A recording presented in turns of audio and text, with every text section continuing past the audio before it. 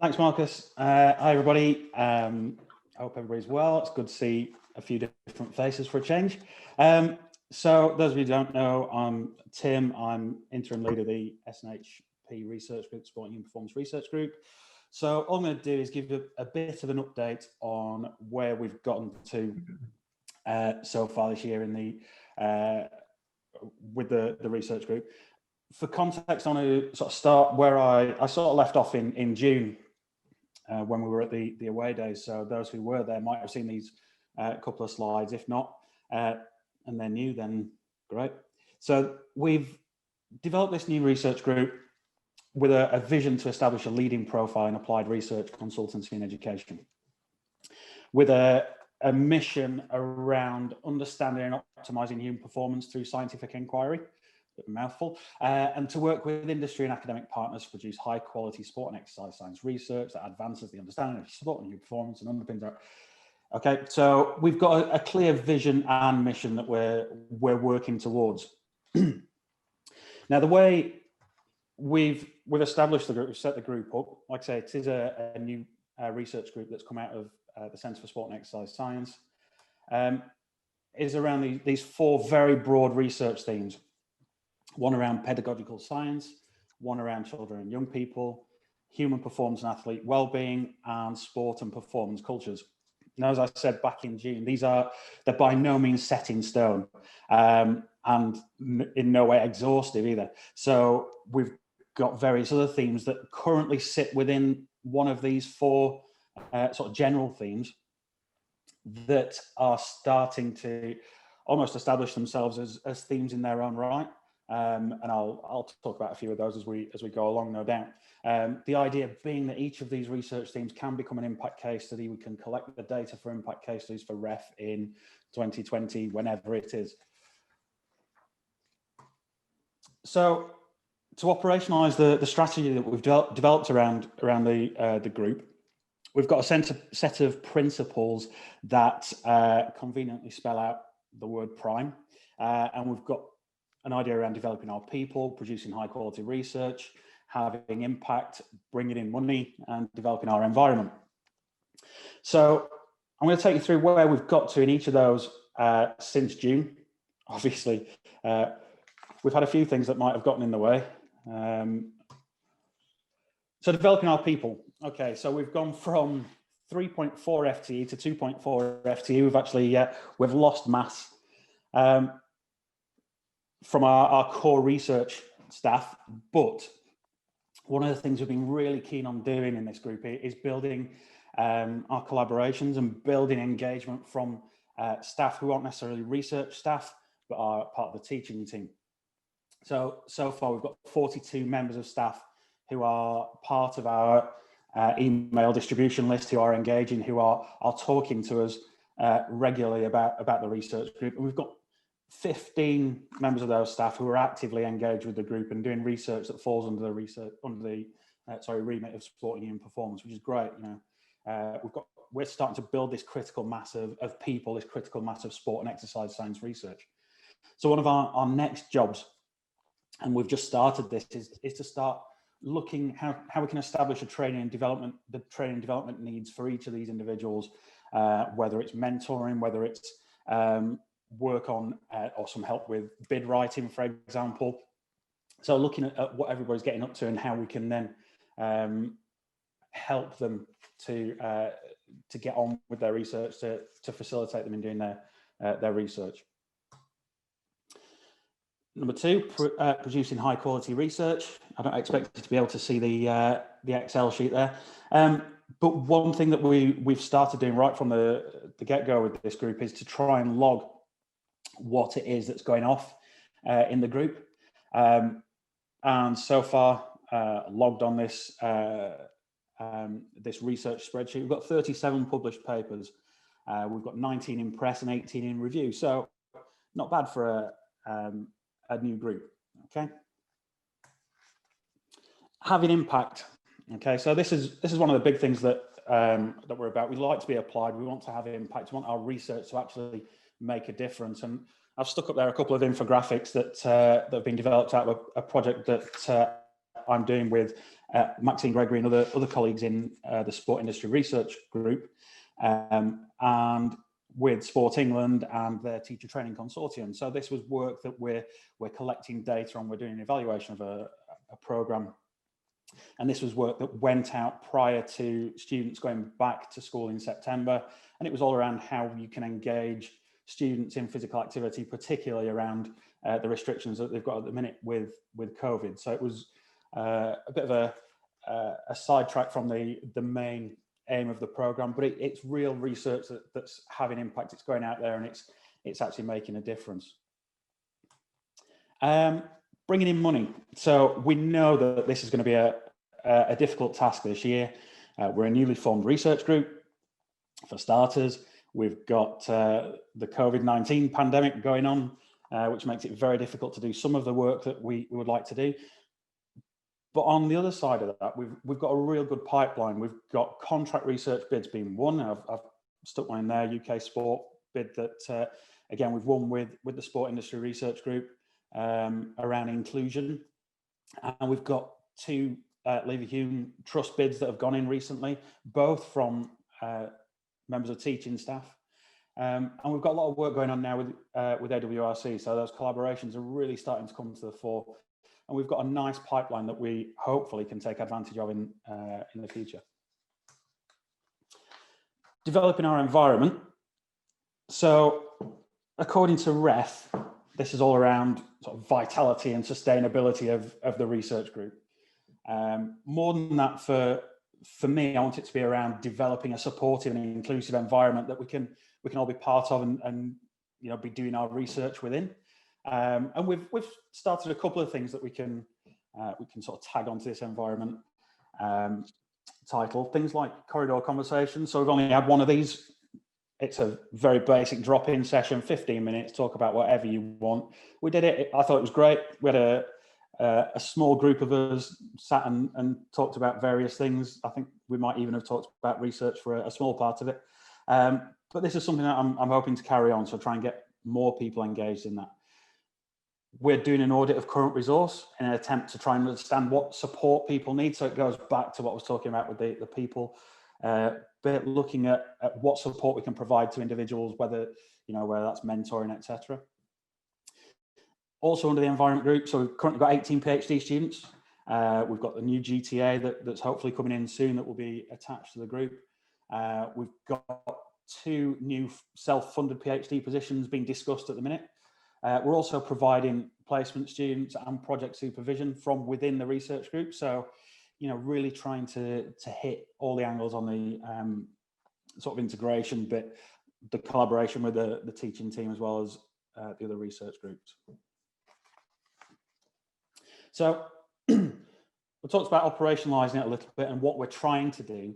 What I want to do now, just for the next 5 minutes, is give you a bit of a flavour of the type of work that we're doing. One of the key things that I want to try and get across is the breadth of work that we're doing, and the number of collaborations that we've got in there. We're obviously a small core group. We're reliant on these collaborations with members from other research groups and the teaching team as well. So I'm going to go through a series of projects. I'm not going to go into any detail about them because they're not my projects, and I don't want to do them a disservice by trying to explain them and get them wrong. The first one is a collaboration that Joe Stone is leading on with a company called ZEN. We've had a long-standing relationship with ZEN, a Sheffield-based golf manufacturer. So we're looking at working with ZEN to examine how their green stage, which is the platform that the golfers stood on there, that moves around, that can be changed to different angles, changed to different cambers, can be effectively used in golf coaching. So this is a collaboration with an external client. It's got Joe Stone from the teaching team. It's got various members of the research group as well, all under that pedagogical science theme. And it's a project that's just about to kick off, I believe. I had to put this photo up because I liked the banner in the background, real sardines. But this is another program about performance analysis. So we're looking at throw-ins again, it's another one that Joe's involved with. We've got a current sample of 150,000 throw-ins, and looking at the impact of the goalkeeper on offensive performance indicators. So it's combining staff and student projects. So there are students involved, there are staff involved from the research group and from the teaching team, all coming together to work on this one sort of performance analysis program. Now, our research group obviously historically have done a lot of applied sports science and sports science support, and that's still the case. So we're still working with British Diving. We've had a long-standing relationship with British Diving since, well, I can remember it going back almost 20 years. We're now delivering the strength and conditioning support to the British divers working in Sheffield, working out of Sheffield, and to the City of Sheffield Diving Club. And we've been doing that for approximately 8 years now, consistently. Obviously, there have been issues with COVID. Obviously, we had a bit of a gap where we couldn't do any delivery with them. But now, British Diving have got 6 athletes that have got special dispensation to continue training, accessing pools during the second lockdown. So we've got Dave going out there and delivering S&C work either remotely, as he was doing for a while when they couldn't access facilities, or in person, as is the case. Public Menace, or the future of exercise. I love that. Jim Charrington's work on electric mountain bike cultures in contemporary Britain. So again, it's just another example of the breadth of work that we're doing here.